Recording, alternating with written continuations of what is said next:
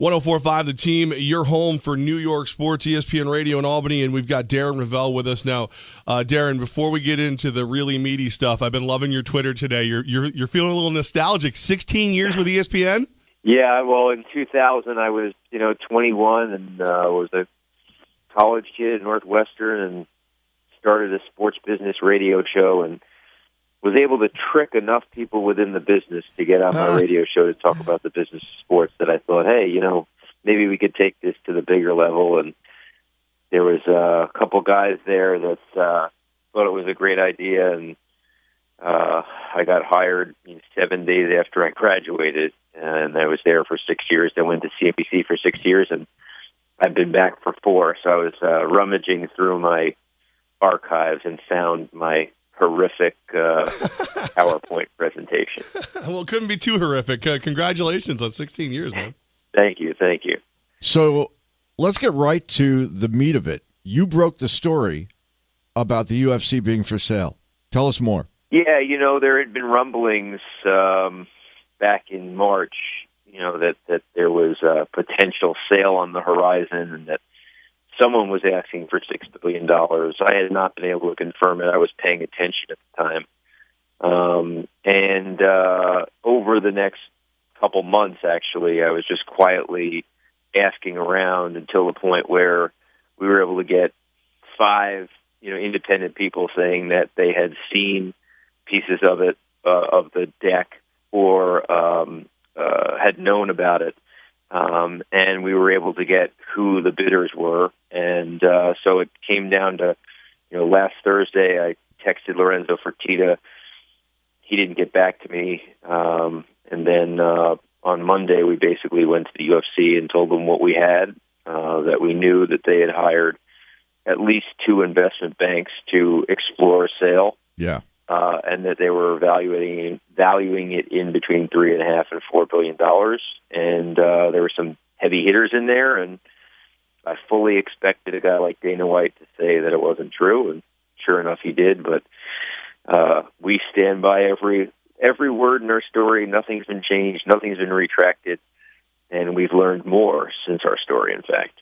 Ooh, ESPN's financial expert Darren Rovell joining us right now on 104.5 The Team. So you've learned more. What more have we learned? Can you spill some of that? Well, we know that since our story came out, that the Rain Group, which is one of the investment banks conducting the sale, had sent out additional information since our story came out. So we basically know that not only is it for sale, whether it's total or a piece of. I never said that it was the entire thing. I never said it was a piece of. I just said what the value was. The idea of the UFC selling was still in process after we published our story, even if Dana White says it's not for sale. Now, Darren, is there any other possible reason they would go to this bank? Like, one of the rumors I had heard floating around is the UFC as a whole might be interested in buying the soon-to-be Las Vegas Raiders. Yeah, I mean, if they want to free up money, I mean, the banks were clearly hired to explore the sale or a piece of the UFC. This is not. They are conducting a sale. This is not any interaction with Mark Davis. I could see how Lorenzo Fertitta, the Fertitta brothers, are huge football fans, and Lorenzo's sons play college football. One at Villanova, one at Notre Dame. I can imagine if they come to Vegas, they'd love to have a piece, and maybe that happens. But the primary reason for engaging these investment banks was to sell the UFC or explore the sale of the UFC. Darren Rovell joining us right now, 104.5 The Team, Levack and Wolf. What do you think the UFC really, looking at the hard numbers, what do you think it's worth? And how do you calculate that price? Based on what? Well, you basically figure out, kind of what is their net earnings, which they disclosed in 2015 was somewhere in between $200 and $250 million, which makes sense given that Lorenzo told CNN that their gross earnings were about $600 million. It's a media company, and so that's what you're buying. So usually a media company, can sell at in between 13 and 20 times earnings.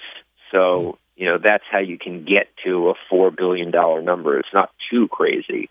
But I've been told that in the discussions, one of the things that they're factoring in is another, the new media rights deal starts in 2019 when the Fox 7-year deal expires. So that's also factored in, and they've kind of expressed or tossed about that could be worth in the range of $250 million a year right now. Fox is paying them $100 million a year. So, the question is whether people bake that in terms of when they're looking at it. Do they think that that's realistic? It's a little off in terms of being 2019, but these deals are negotiated usually like 2 years out, which is another reason why now is the perfect time to sell. I mean, I think this is a great time to sell. It's always hard to call the top of any business, but when you think about having Rousey and McGregor on at the top of the world, and then seeing them lose, and the volatility of this business, plus the fact that you have a rights negotiation that in the next year will engage, this sounds like the perfect time for me. Quick question: who is Dana White more angry with, Darren Rovell or Conor McGregor? Sounds like it sounds like it's me. It seems like he's going to have lunch with Conor, and I will fight Dana in the octagon in UFC 200 for a price. I'm just not sure. It probably starts around $10 million, though. Is he still taking your calls? We have texted back, and he has referred to the texts and what was in them. I'm going to keep it professional, only to say that if I publish the text, he would not come off well. Wow! And I don't have any intention of publishing them. Right. At this point. I'm shocked that Dana White would overreact and lose his cool. Right, exactly. So unlike him. Darren Rovell joining us right now, the financial expert for ESPN. Now, I was a little puzzled yesterday, Darren, and you have way better knowledge of this stuff than I do. How does Kobe trademark an animal that already exists as a black mamba?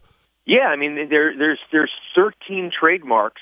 People own 13 trademarks to black mamba. I mean, you could trademark giraffe on lingerie if you want. It doesn't have to be something completely new. The only thing that has to be completely new is a patent, which, okay, then you have to say this is a snake that does this and I invented it. But for a trademark, it doesn't have to be new. The interesting thing is that Floyd Mayweather's uncle, Roger Mayweather, was the black mamba first, and he has a trademark on it. That doesn't mean that Kobe can't get it. I think common law, Kobe certainly established himself as the most prominent black mamba. But I think people were actually surprised that he or Nike owned or had attempted to trademark it before Kobe did this month. Yeah, you have to be. I think you can, if you create an unusual or a different graphic around a phrase, that could be trademarked. So are you going to trademark Wolf? Is that what I'm hearing? There's no money in it. Believe me, no money in trademarking me. Darren Rovell joining us right now. Now, Darren, I just saw this great story. Like, if you Google your name, one of the first things that comes up is that you're... By the way, if I Google I can't, my kids are... I have 2-year-old twin boys and a 4-year-old girl. When they Google the day that they Google my name, that's going to be a nice sit-down conversation. And I already have, son, the world's not that easy. People don't all like us. Yeah, I'm trying to figure out the line. I think I have a couple of years to figure it out. When you tell the truth, people get mad at you. It's true. Yeah. And I think there's a mix of jealousy. There's an ESPN angle to it. I think people hate you more when you're at ESPN versus other media organizations. There's conspiracy theories. There's a lot of stuff out there. So what do you find on Google? Anything? The one that I'm most proud of you for is that you've been blocked by Johnny Manziel on Twitter. Yeah, that's great. I have been blocked by Johnny Manziel on Twitter. Yes, and the background of that, I guess, might be that I was within an inch of making him ineligible for college because of autographs that we believed he signed for money. Though we didn't ever have a picture or a video of him actually taking the money himself.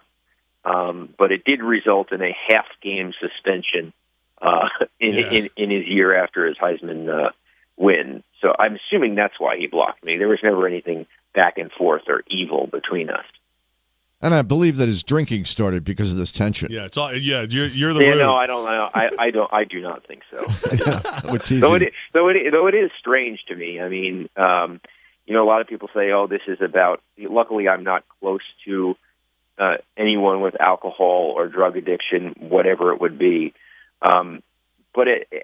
So I don't know whether it is just that. But to me, it seems like given how many times over and over and over again he's gotten in trouble, to me it just seems like sabotage, that he just does. Part of him does not want this life that he's living, or he wants to. He certainly doesn't want to live the professional athlete life.